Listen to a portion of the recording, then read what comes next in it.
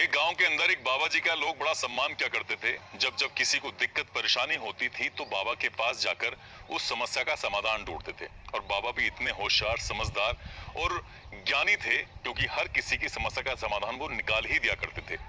लेकिन एक दिन बाबा जी का मोबाइल खराब हो जाता है। वो गांव के एक ऐसे मोबाइल मैकेनिक के पास जाते हैं, जाकर कहते हैं कि बेटा मेरा मोबाइल ही खराब हो गया है, क्या देख के बता सकते हो, क्या तुम इसे ठीक कर सकते हो। वो कहता है कि बाबा मोबाइल तो ठीक हो जाएगा लेकिन आपको कुछ टाइम के लिए छोड़ना पड़ेगा। उसके साथ ही वो पूछता है कि इसमें कोई जरूरी डाटा तो नहीं है कि ऐसा ना हो कि डाटा उड़ जाए। वो कहते हैं कि इतना जरूरी तो नहीं है लेकिन फिर भी ध्यान रखना।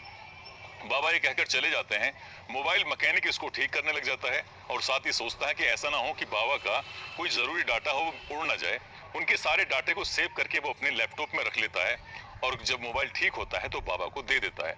कई महीने बीत जाते हैं और अचानक ही उस लड़के यानी कि मोबाइल मैकेनिक की नजर पहुंचती है अपने लैपटॉप के उस फोल्डर पर जिस पर बाबा जी का डाटा सेव था और उस डाटा को वो चेक करने लगता है कि जरूरी तो नहीं है। तभी वो एक ऑडियो सुनता है। ऑडियो सुनने के बाद उसकी आंखें खुली की खुली रह जाती हैं।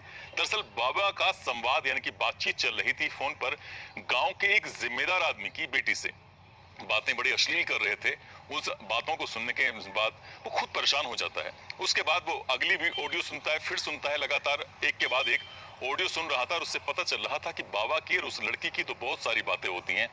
धीरे धीरे ये बातें अब न केवल उस मोबाइल मैकेनिक के पास थी बल्कि पूरे गांव में आग की तरह फैल जाती हैं। हर एक मोबाइल में ये मामला रिकॉर्डिंग वायरल हो जाती है और बाबा का जो एक घिनौना चेहरा था वो दुनिया के सामने आ जाता है। लोग ये सोचने पर मजबूर थे कि जिस पर विश्वास कर रहे थे वो गांव के उस जिम्मेदार आदमी की बेटी के साथ ऐसा घिनौना कृत्य कैसे कर रहा है।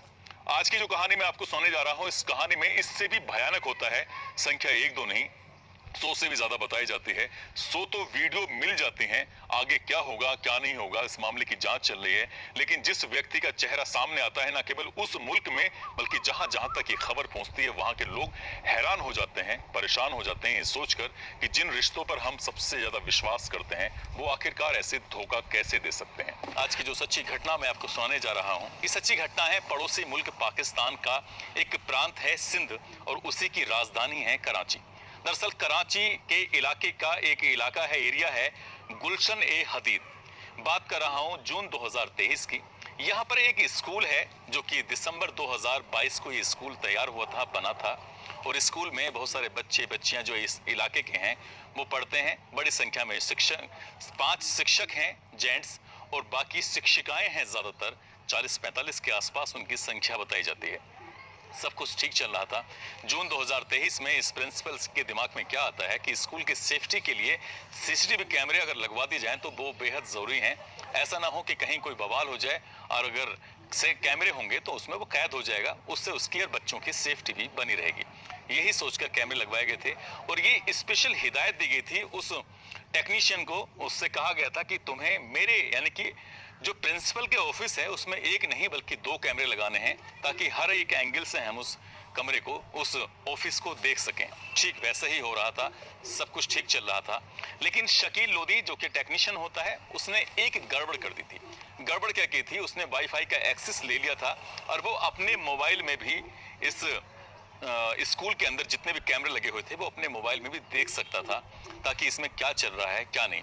उसका जो भी मकसद रहा होगा, लेकिन उसने यही कहा था कि मैं इसको ठीक, कहीं कोई गड़बड़ होगी तो मैं देख कर से आके ठीक कर जाऊंगा, इसलिए ले रहा हूं। लेकिन इस बात को प्रिंसिपल को कोई जानकारी नहीं थी और ये इस स्कूल के अंदर जो चल रहा था उसकी किसी ने कल्पना नहीं की थी। लगभग 6 महीने से उस विद्यालय के अंदर जब छुट्टी होती थी तो तब कोई ना कोई शिक्षिका उस प्रिंसिपल के रूम में आती थी।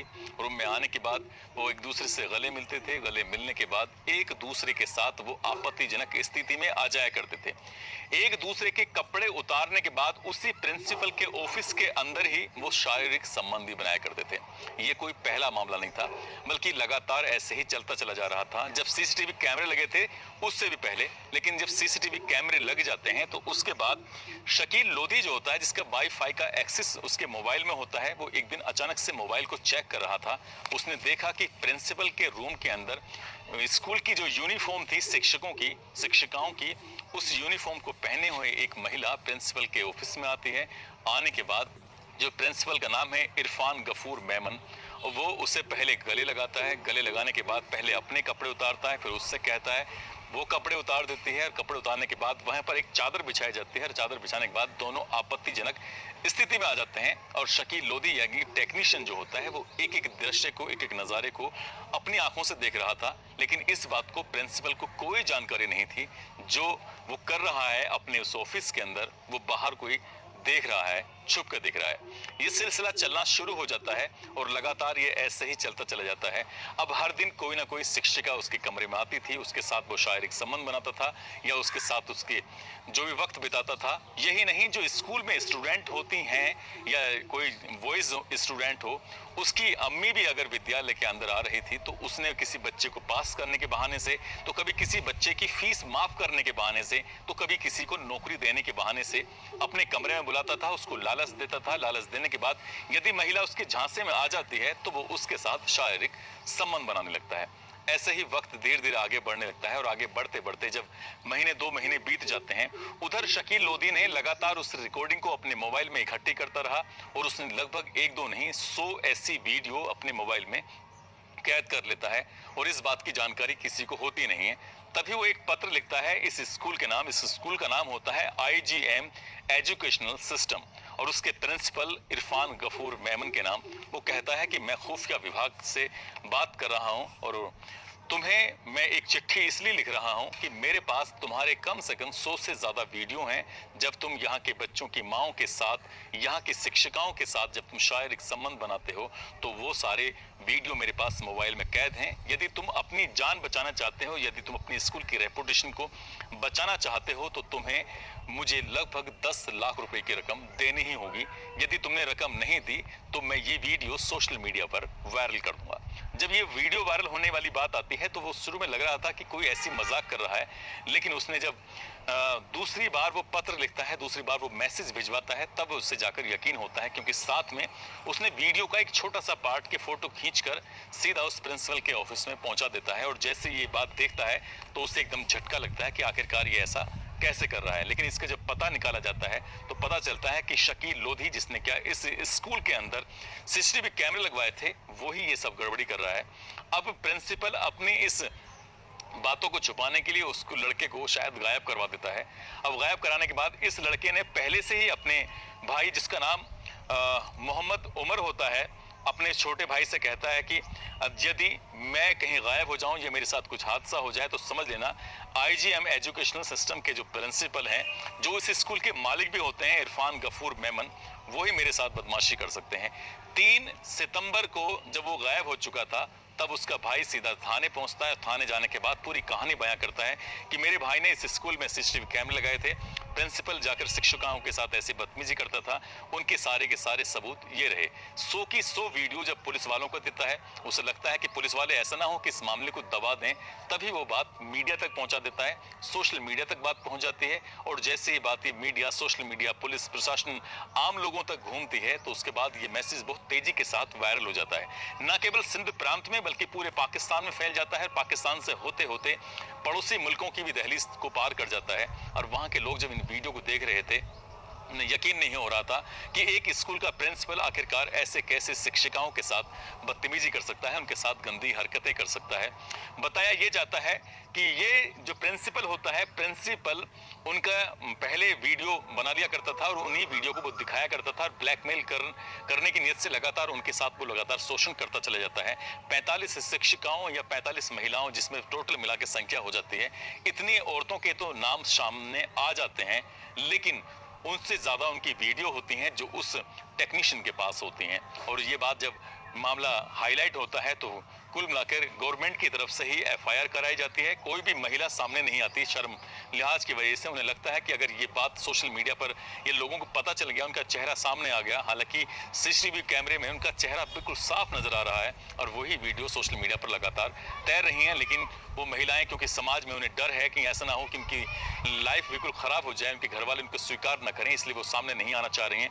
गवर्नमेंट ने मुकदमा तो दर्ज कर लिया और मुकदमा दर्ज करने के बाद जब इस प्रिंसिपल से पूछताछ करता है तो कहता है कि बस मेरे तो 7-8 महिलाओं से ही संबंध है, शिक्षिकाओं या वैसे किसी और तक नहीं है। है। लेकिन जब पुलिस की जांच होती है, जो उसके जांच अधिकारी होते हैं वो कहते हैं कि मैंने अलग अलग लोगों से जाकर बातचीत की, 50 वीडियो उनके पास भी हैं और उसमें पता चलता है कि महिला शिक्षिकाओं के साथ ही वो ऐसी हरकतें कर रहा था।